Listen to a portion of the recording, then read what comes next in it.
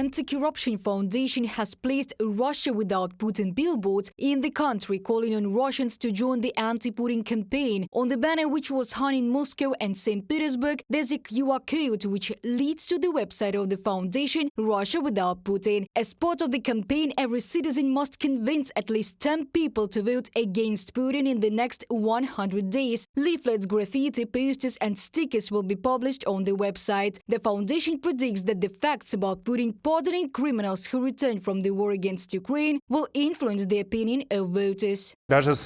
Even the most ardent supporters of Putin will not answer the questions. How is that a criminal, pardoned by Putin personally, who had to spend decades in prison, goes out and commits sexual assaults? How is it that mobilized soldiers do not return from the front? How can Putin answer why prices are rising? Analysts call the presidential direct line, which will take place on December the 14th, the beginning of Putin's election campaign. Most Russians are interested in the progress of the war against Ukraine. Sociologists from the Levada Center have found that the question of when the war will end is the most popular. 21% of Russians surveyed are ready to ask it, and it is this question that most irritates the Kremlin authorities.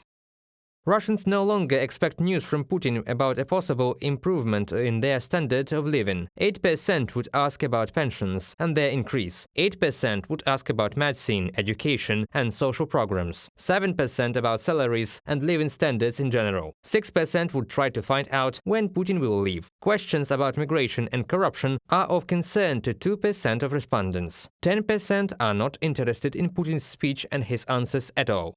From the message of the Telegram channel, we can explain. Analysts at the Institute for the Study of War are confident that Russians are increasingly supporting the withdrawal of troops from Ukraine. More than half of respondents believe that Moscow should begin peace negotiations on Kyiv's terms. When Levada Center asked the question, imagine that Putin will return the occupied territories to Ukraine. Will you approve it or not? Immediately, about 35% said they would agree with this option. As in previous elections, Russians will be deprived of video surveillance of the presidential election in 2024. Broadcasts from cameras in territorial election commissions will be turned on only during the counting of votes at the end of the three-day vote, said Nikolai Bulaev, deputy chairman of the Russian Central Election Commission.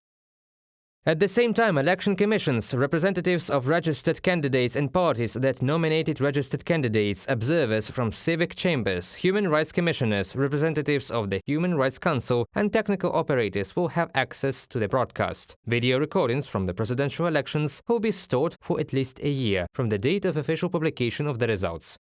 From an article by the Moscow Times. In Russia's authoritarian political system, Putin always wins elections by a wide margin. Now anti-war sentiment is growing in Russian society and at the same time, tension in anticipation of a new wave of mobilization. However, experts note that the dictator will most likely give the order to begin it after he secures his fifth term as president. Reported by Diana Kolesnik, Victoria Smirnova, UATV News.